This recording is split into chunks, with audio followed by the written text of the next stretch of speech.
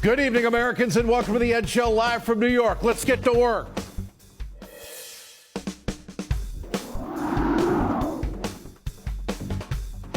I would do something differently than the president. Drill, baby, drill. Imagine with me for a moment. Immediately get every obstacle out of the way for our export of oil and gas. It was Paul who was chosen. My positions are very, very clear. He's the prophet. He's the smart one. I would begin drilling in every possible and conceivable place. Every possible and conceivable place. Now's when you chant, drill, baby, drill. I drink it up. You know, I guess I would just say that everybody has their own style.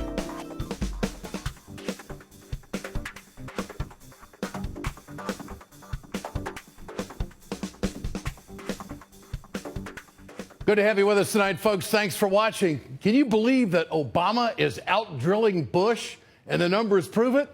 Didn't get a mention at CPAC. They just can't drill enough. They want to keep on drilling.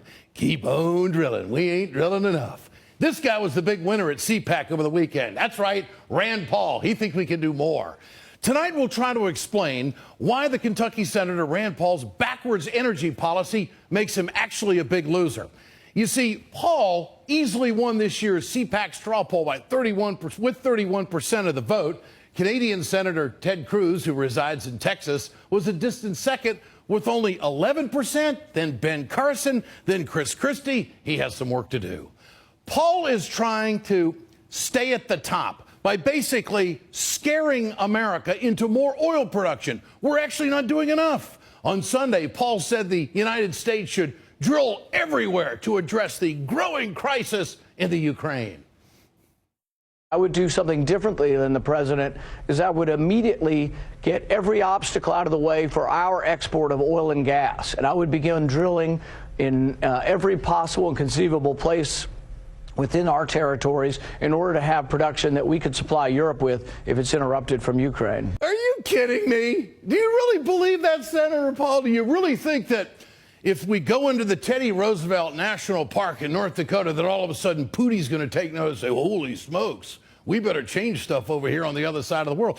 These folks are disconnected from reality. Rand Paul is not living in the real world. First, we should point out to the senator from Kentucky that U.S. domestic production of oil is at the highest level in decades. But wait a minute, charts to them don't mean anything. The red part of the graph is oil production under President Bush. I can't understand why it was so flat for so long. We had to get a good Democrat in there to move it up. The blue line, of course, is the production under President Obama. Look at that. Son of a gun. He's doing what he said. Drill, baby, drill. Since President Obama took office, U.S. oil production basically has skyrocketed compared to the Bush years. No mention of that at CPAC. In December, the United States produced 243 million barrels of oil. It was the biggest month of oil production since 1995. In 2013, America finally produced more oil than it imported for the first time since 1995. Paul's position, well, could reverse this trend. The New York Times points out that Putin wouldn't let America push him out of the oil business or gas business. You know what he'd do? He would simply lower prices of Russian gas to keep as many customers as he possibly could. Holy smokes, it's the free market screwing up the conservative philosophy on oil and gas all of a sudden. It would also take years, literally years, for the United States to set up new refineries to supply Europe with oil and natural gas. But maybe that's why the steel industry is working 24/7 on that. So are the Koreans, by the way. Paul's drill everywhere idea is a political statement. It is not based in reality, but he's an attention getter. He is the first guy to jump in front of the parade. Meanwhile, the public comment period is now over for the Keystone XL pipeline, and of course the debate continues to heat up. It's amazing to me. Last week, we've seen more and more people come out with statements about the pipeline. On Friday, environmental groups hand-delivered over 2 million comments opposing the pipeline to the State Department.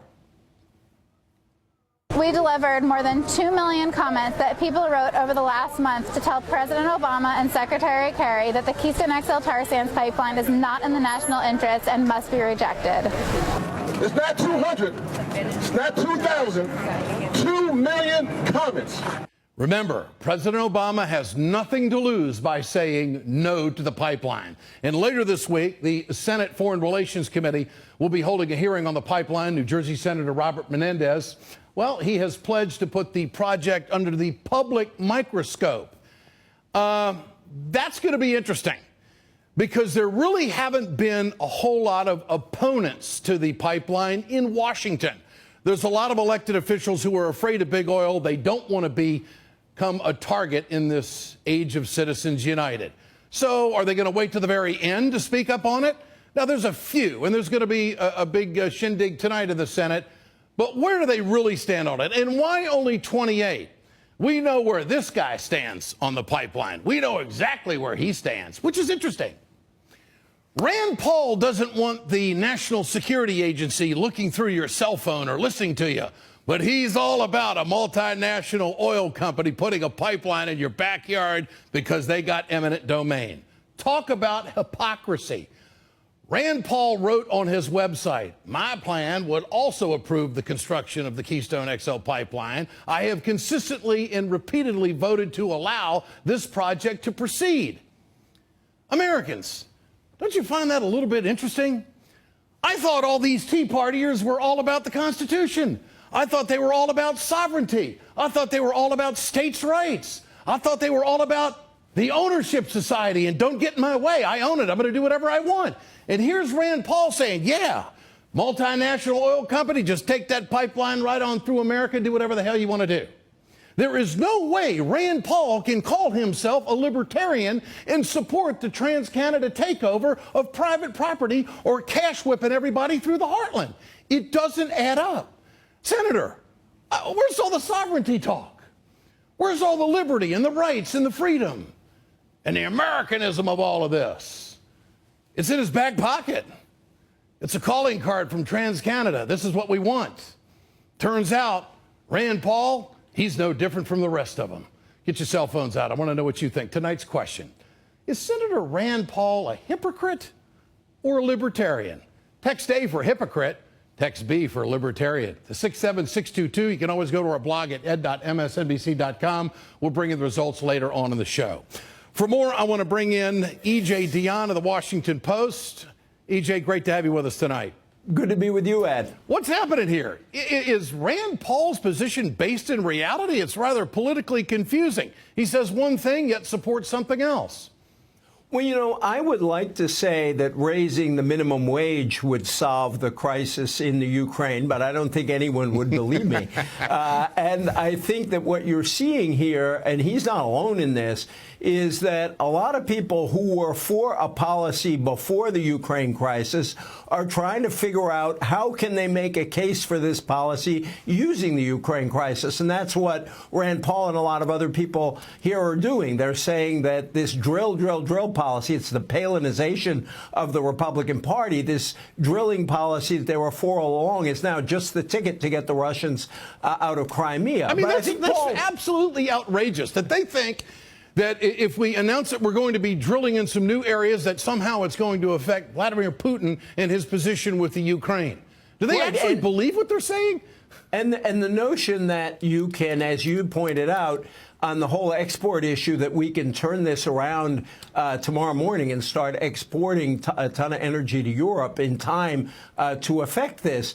But I think Paul is up to something else, which is that his non-interventionist foreign policy is not popular in all parts of the Republican Party. Yeah. And talking about drilling is a way to say something very popular in large parts of the party without really having to talk much about foreign policy, Russia, Ukraine. It's just all about oil. It would seem to me that Rand Paul would be standing with these landowners down in Nebraska, saying that they have constitutional rights to say no to what's going to be put on their land. We're not hearing any of that. I mean, isn't it hypocritical for Paul as a libertarian to support a multinational corporation that wants private land? Well, especially if they use government, if they use eminent domain to get that private land, that violates what a lot of libertarians say about using government to give up land for private purposes. But I think this fight over Keystone is very interesting, because I think a lot of people, and you've reported on this, a lot of people have been surprised at how many very loyal Republicans in states like Nebraska are very uneasy about this. Now, the truth is, nobody particularly wants pipelines going through their neighborhoods or their land. But I think you're right to draw this link between a certain kind of conservative libertarianism and folks saying they are against Keystone because they just don't want this impingement on their lives or their land. E.J. Dionne, great to have you with us tonight. I appreciate your time. Thanks so much. I want to bring in Michael Brune, who is the executive director of the Sierra Club. Michael, good to have you with us tonight. 2 million comments delivered against the Keystone XL pipeline. What kind of impact do you expect this to have? I think it'll have a big impact. 2 million comments. That's a lot of people who feel strongly enough about this issue to actually take a stand and to fight against the pipeline. You know, the oil industry has millions of dollars to try to sway public opinion. And we have millions of people who believe that this pipeline proposal, it's a boondoggle, a 1,000-mile-long pipeline going through farms and ranches all the way to the Gulf. And the oil doesn't even stay here. Most of it would be shipped overseas, much of it to China. We get all the risk, and the oil companies get all the rewards. So I think 2 million comments goes a long way. Isn't there a lot of political cloudiness to this? I mean, it seems like everybody can justify a reason for this to go through, even people like Rand Paul, who's supposed to be the big constitutionalist and libertarian that sticks up for the little guy. Yeah. Well, remember, this is a fight that's been going on for about 5 years. So people have had a long, long time to sharpen their talking points and to get their justifications out. Well, but in the end, it's just a pipeline coming from a dirty source of oil. And the question is, do we want to put billions of dollars into more oil infrastructure, or should we start to make a turn towards clean energy that creates more jobs and doesn't create all of this pollution at the same time? You were testifying at the hearing on Thursday. And, of course, the public comment period is now over with this hearing. And, of course, the senator from New Jersey says that he is going to, do this in a very open process under a public microscope. How much more of a microscope does it need, and what are you going to say at this hearing on Thursday? Well, so as far as I know, there'll be one public hearing on this before the Senate Foreign Relations Committee, and there'll be 2 representatives, 2 proponents of the pipeline and 2 people who are opposed to it. And so my job, as I see, is to represent the millions of people, Sierra Club members and people all across the country, many of whom don't want to see a pipeline go through their farm, through their ranches, many of whom are concerned about climate disruption, or they're experiencing extreme weather, and to highlight the fact that we do have an opportunity to say no to this particular project and invest in clean energy instead. What is your response? What's your response to Rand Paul's drill everywhere position? I think the senator is out of touch with basic American values right now. We know we can't drill our way out of these problems. For natural gas, we wouldn't be able to get the gas or the oil all the way over to Western Europe. We don't have the capacity to do that. We don't have the time to do it to actually make a difference on the issue.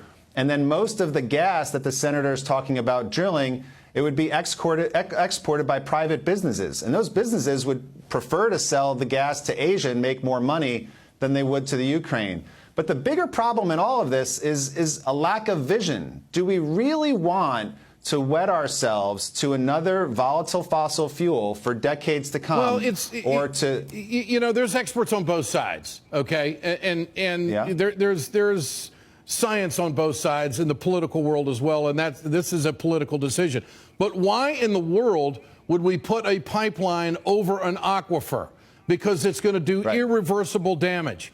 Now, I hope you get that into the testimony, and I'm surprised that this is only going to be one hearing with 2 people on each side, which brings me to the question, has the Senate done enough? Have they spoken up enough? I mean, this has been going on. Where's the opposition in the Congress to this? Yeah. We need to see strong leadership from the Senate on climate generally. But I have to say that the event that's happening tonight, there'll be an all-night speech where a couple dozen senators will be talking about the need to act on climate change. So Senator Shultz from Hawaii is helping to lead this charge. We have the majority leader, Harry Reid, Senators Boxer and Whitehouse. We expect them to stand very strong for action on climate. And also, those 4 senators have been very strong against this pipeline, and we expect them to continue to speak about that tonight. But and on a scale of 1 to 10, what kind of pushback has there been? You know, pushback. I mean, well, there doesn't sound like there's too many anti-voices there. It seems like they're in the 11th hour now. They're going to do a little stay up all night, eat pizza, and talk it over on the Senate floor. I mean, come on. I mean, this is a big deal.